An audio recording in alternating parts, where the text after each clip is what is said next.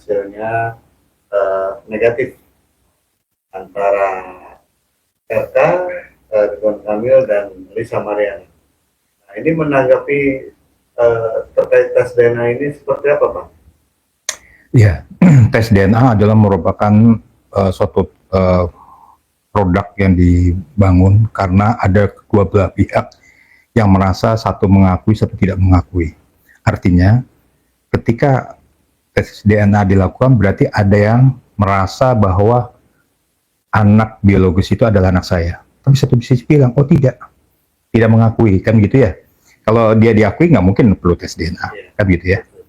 Nah, ketika yang menjadi problem itu adalah sekarang ini sudah keluar tuh tes DNA bahwa dinyatakan anak ini bukan anaknya si RK, kan, gitu ya. Pertanyaannya adalah apakah yang akan diupayakan dilakukan LM dengan tidak diakuinya tes DNA itu, hasil tes DNA itu, gitu. Nah, reaksinya kan langsung ditanggapi ya. Betul. Di sebuah media sosialnya terkait dia akhirnya mencuat pengen ke KPK lah atau segala macam, bahkan juga dia ingin melakukan upaya kembali melakukan tes DNA di luar negeri. Nah, ini hal-hal semacam ini mungkin boleh dilihat masih si Lisa ini masih berharap anaknya ini merupakan hasil hubungan dengan RK. Gimana? Gini, DNA itu kan artinya ada digital forensik. Nah, digital forensik itu di Indonesia sudah sifatnya akurat. 99,1%, taruh sampai 7, itu akurat. Karena DNA yang sekarang itu beda dengan dahulu. Dahulu biayanya mahal. Kita sekarang enggak. Nah, cuma DNA ini ada akibat hukum. Yang salah. Akibat hukum ini selalu ada konsekuensi hukum. Apabila anak itu memang betul bukan anaknya, berarti tergantung siapa yang melaporkan. Ya kan? Yang melaporkan siapa? Kan yang melaporkan RK, kan?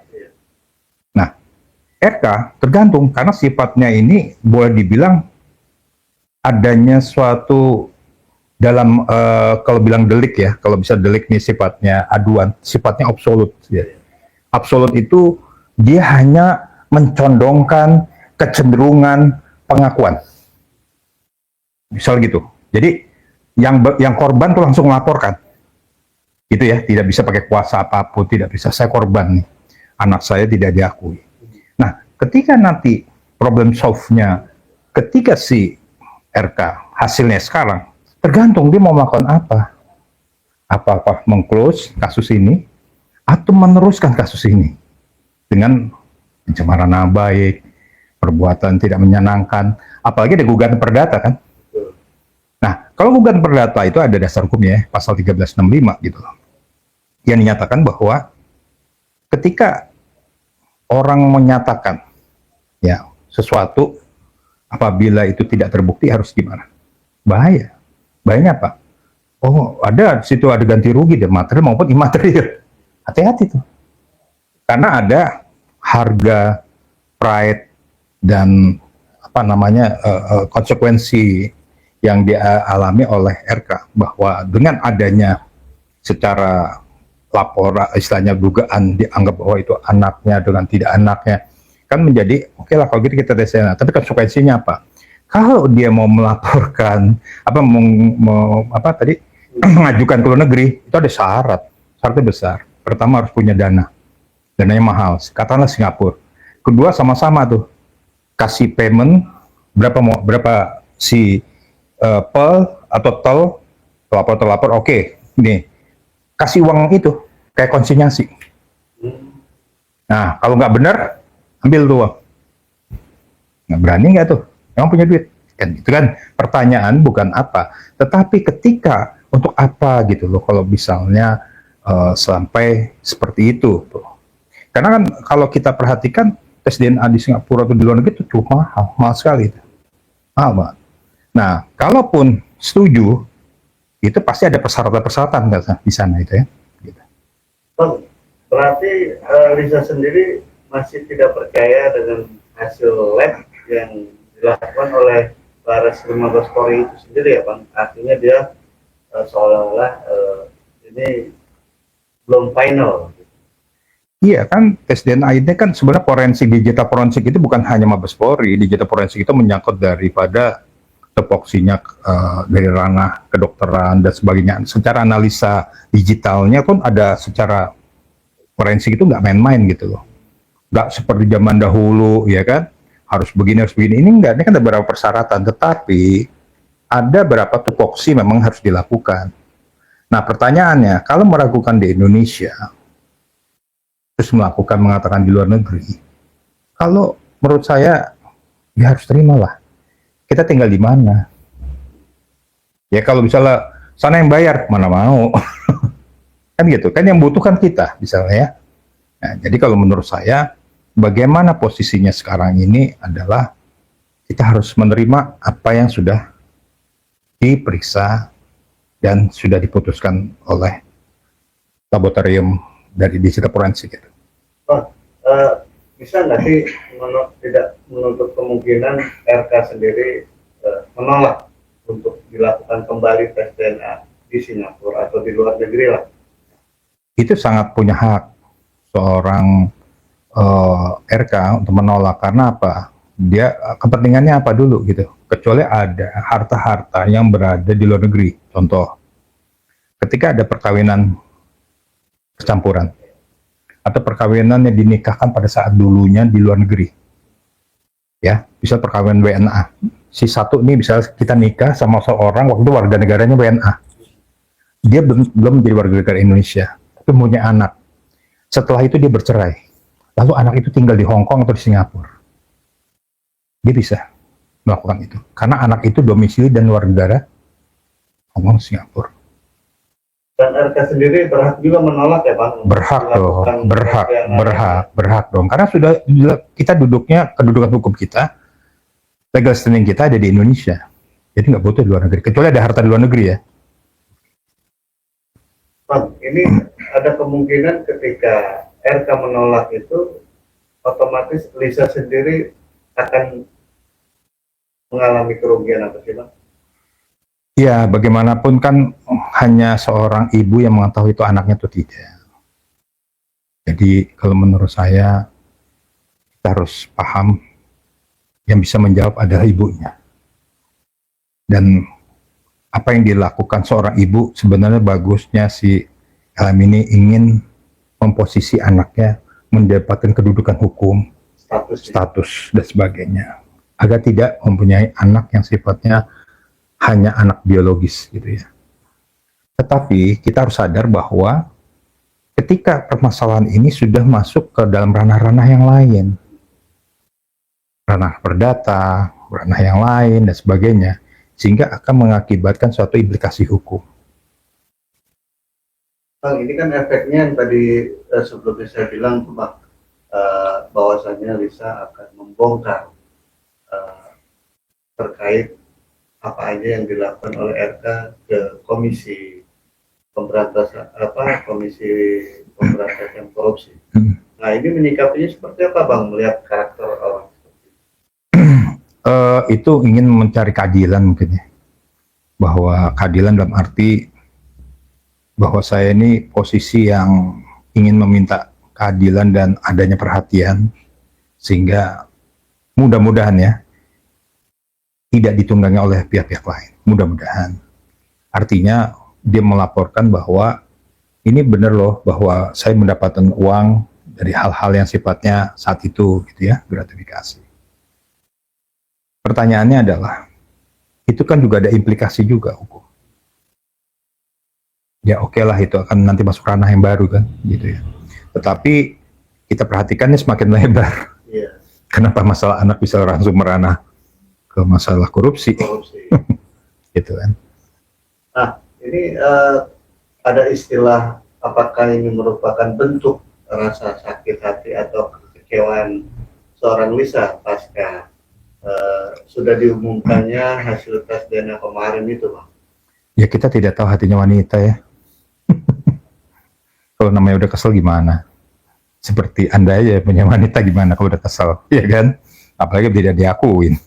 Ya pakai dengan cara apapun, bagaimanapun cara apapun harus goal apa kemauannya dia. Bang, menegaskan aja Bang, seberapa akuratnya tes DNA yang dilakukan Mabes Polri? 99,1%. Itu dalam akuratnya. Akurat itu Bang. Ya, karena alatnya memang forensiknya tuh sudah komputer digital. Komputer nggak bisa dimainin. Kalau dulu bisa, maaf ya, di tahun 80, 90 bisa sulap-sulapan, kok sekarang nggak bisa. Ya main-main sama digital forensik kita sekarang. Bang, kan bedanya, mungkin ada perbedaan nggak sih Bang, cara melakukan tes DNA di Indonesia dengan di luar negeri? Karena kan kalau di Indonesia kemarin kan sempat kita wawancara itu pengacara dari RK dan juga Lisa itu, ini dilakukannya melalui air liur dan rambut apa darah gitu. Ya. Nah, kalau di luar negeri seperti apa Bang? Hampir sama sebenarnya. Teman yang di sana lebih modernnya dari ibaratnya darah ini tempel. Nah tuh keluar tuh hasilnya. Karena itulah dalam teknologinya ya. Nah kalau kita kan masih rambut, ya hampir sama, tapi sana lebih canggih, lebih teknologi lebih maju. Artinya bahwa sebenarnya hampir sama dengan Indonesia, cuman kalau di Singapura itu ibaratnya temponya agak cepat. Berarti Bisa melihat akurat. enggak mingguan, bisa sehari dua hari. Dua hari tapi nggak selama ini gitu. Nah cuma problemnya adalah ketika kapasitas orang yang mau membuat tes DNA juga harus punya legal standing kuat. Misalnya saya mau tes DNA, dari mana referensinya, rumah sakit mana, kan nggak sembarangan juga. Oh saya sendiri ini mengajuin, ya nggak bisa juga. Tapi selama saya tahu bahwa tes DNA di sana juga nggak sembarangan. Artinya aturan-aturan di sana banyak sekali yang harus diikuti. Abang sendiri punya pengalaman nggak sih dengan klien Abang? Pernah, saya 2 kali. Seperti ya, jadi di Indonesia ya. Tapi pernah juga kita ada satu warga negara mau merebutkan hartanya ada di Indonesia, di India, dan di Singapura. Anaknya perkawinan asing. Jadi waktu itu klien saya masih WNA, tinggal di Hong Kong. Ketika dia melahirkan, dia bukan diusir ya, maksudnya dia cerai. Lalu di si cerai itu dia tinggal di Indonesia kan, jadi WNI. Iya. Kedudukan harta tersebut, hartanya dia kan ada tuh di beberapa negara Singapura sama India waktu itu. Nah, di sana juga begitu. Ketika kita mau saling antar itu ya, personal itu harus ada uang jaminan. Ada uang jaminan. Jadi kalau misalnya kita sepakat ya, kita ini, nah jaminan itu bisa hilang duitnya. Pertanyaannya, ada nggak risiko yang bisa diterima di lawan kita? Nah, bicara tes DNA itu sama ketika klien saya yang sudah meninggal, lalu kakaknya, ini klien saya, mengatakan bahwa itu bukan anaknya. Padahal akhirnya dia menunjukkan tuh catatan kelahiran dari Hong Kong, dari pihak kita lawan. Akhirnya dia bisa melaporkan pidana di Mabes Polri. Ada WNA loh. Karena dia punya penduduk harta di Indonesia. Nah waktu di Singapura, ya lokusnya di situ yang ngikut aturan di Singapura. Di India yang ngikutin aturan di India. Gitu. Itu yang pengalaman saya. Kalau tes DNA yang satu lagi, maaf aja hasil perzinahan, bukan perzinahan. Jadi jadi bukan nikah. Pada saat itu perempuan ini mabuk, lalu maaf ya, mohon maaf gitu ya. Mungkin diperkosa atau apalah ya, berapa orang, karena mabuk nggak tahu dia kan, karena dia pekerja malam. Nah itu hamil, dia minta tanggung jawab sama A ini. A merasa kayaknya yang lebih duluan ini salingan tuh 4 orang itu. Siapa yang tanggung jawab? Akhirnya tes DNA dari 4 orang itu ketahuan lah bukan A, C. Sian. Makanya kalau posisi orang nggak sadar, ketika berhubungan badan bersamaan, pasti ada yang kena kan. Nah itu siapa yang kena kita nggak ada yang tahu. Nah, itu. Ada jedahnya gitu Bang. Walaupun Iya dia bercampur, tapi dia lebih duluan mana zigotnya.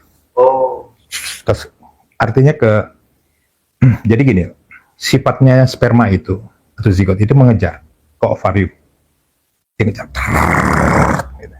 Mungkin sebenarnya yang lebih menganalisis ini dokterannya, saya bukan dokter, tapi saya secara pernah belajar ketika orang zigot itu masuk ke ovarium. Nah, ini siapa yang mau dia kejar-kejaran, siapa yang duluan? Kalau udah kena, ya ini sih biasa aja bang bercampur. Ya karena walaupun rame-rame pasti ada satu orang. Tidak bisa bercampur satu gabung ya enggak lah. Belang dong. Oke, Bang, yang menarik di sini kan seorang Lisa nih yang tadi saya bilang ya masih ada bentuk rasa kecewa Ya. dengan hasil kemarin. Ya. Nah, ini merupakan dikategorikan depresikah seorang Lisa atau gimana?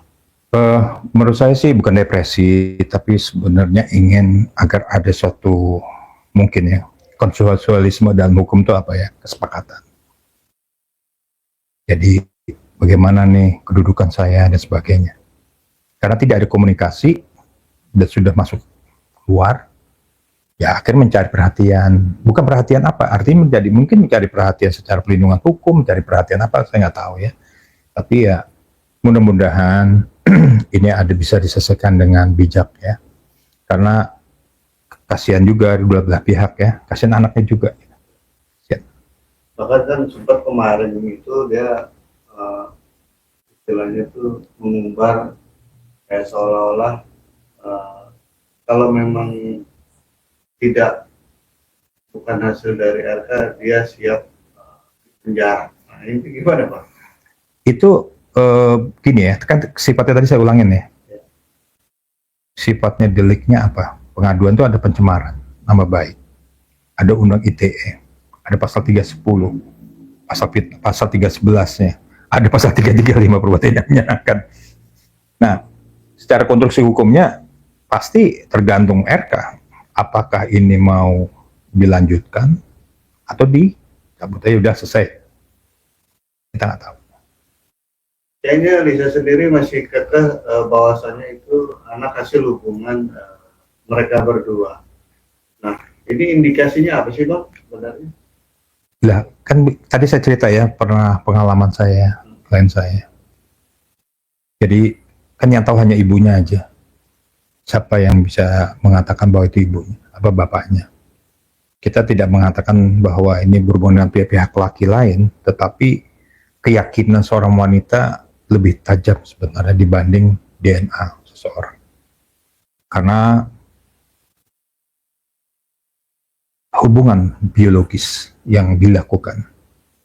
Kan pasti kalau ada tes DNA pasti ada hubungan biologis ya. Nggak mungkin nggak ada hubungan biologis kan. Nah, hubungan biologis ini secara orientasi apakah dilakukan sekali kah, dua kali kah, berkali-kali kah. Nah, kenapa kita harus bilang orang menyatakan DNA itu si perempuan ini merasa pernah hubungan biologis. Kalau lakinya bilang, saya nggak pernah hubungan biologis. Kata siapa? Kalau laki-lakinya bilang begitu, saya nggak pernah tidur sama kamu, gitu kan. Coba tes. Selesai itu. Jadi, pembuktian yang absolut tadi adalah menyatakan tadi. Bukan anaknya. Tapi kalau itu anaknya, berarti sudah ada barang bukti dong. Berarti ada hubungan biologis. Tapi ada pihak lain atau laki-laki lain yang malah justru mengakui kalau itu anak dari hubungan gitu. Itu kan pernah suaminya atau bukan tuh yang pernah Bukan, mantannya sebelumnya kan ya, sebelum nikah yang sekarang kan. Ya mungkin saja dia kalau orang pernah mengakui berarti pernah ada suatu perjanjian hubungan perjanjian ini kayaknya aku hubungan sama kamu. Nah ini kayaknya anak kita, nanti kalau jadi anak kita. Bener, itu kalau hubungan. Tapi kalau orang nggak melakukan, dibilang melakukan, maka tes DNA. Jadi tes DNA ini ada dua Cara model. fase. Yang satu fase orang yang pernah berhubungan badan, satu orang nggak pernah berhubungan, difitnah. Jadi fase orang yang pernah berhubungan badan, dia tidak mengakui. Karena apa? Saya nggak pernah hubungan badan sama kamu. Saya nggak pernah hubungan sampai sebegitu dalamnya. Oh enggak, dulu kayaknya kelupaan, mungkin masih tahap pacaran, tahap apa. Tapi ada yang satu lagi mengaku, iya saya melakukan, tapi bukan saya doang kan, si A, si B, si D. Nah itu, ini gimana?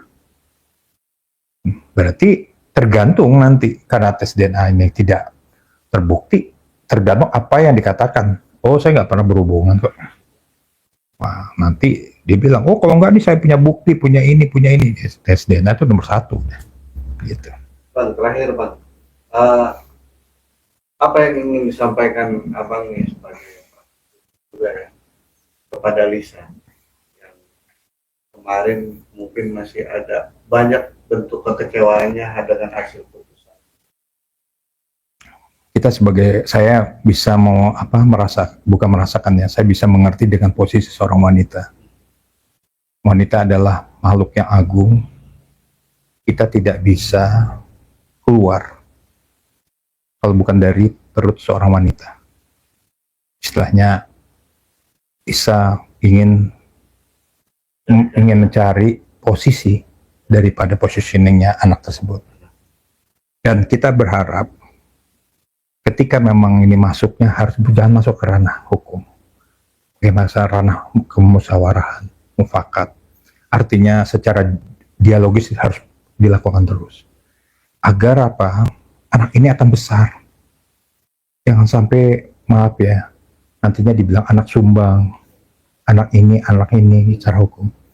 Nah, ketika kalau semakin besar kan euforia besar, kasihan anaknya, implikasi anak yang nantinya besar bukan tidak mungkin dia mempunyai harkat, martabat, ya kan, apalagi zaman sekarang itu gampang sekali membuli kan. Nah, itu yang harus dipikirkan. Dan saya berharap Pak RK juga nggak usah diterusin. Sudahlah, ini mengerti seorang wanita. Kita berharap ya sudah, yang penting itu bukan anak saya. Terus, enough. Udah.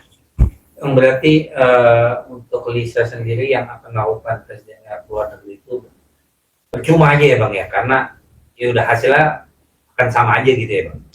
Ya, sekarang pertanyaannya positioningnya untuk apa dan kedudukan hukumnya kan dari di Indonesia kan sudah keluar, kecuali ada kedudukan permasalahan lagi positioningnya di luar negeri. Dan yang mau bayar siapa? Kalau ada yang mau bayarin ya silakan aja, tergantung Pak RK mau atau tidak. Kalau Pak RK nggak mau, emang bisa dipaksakan, bisa ditangkap? Ya nggak bisa lah. Oke Bang Gian, terima kasih. Terima kasih. Atas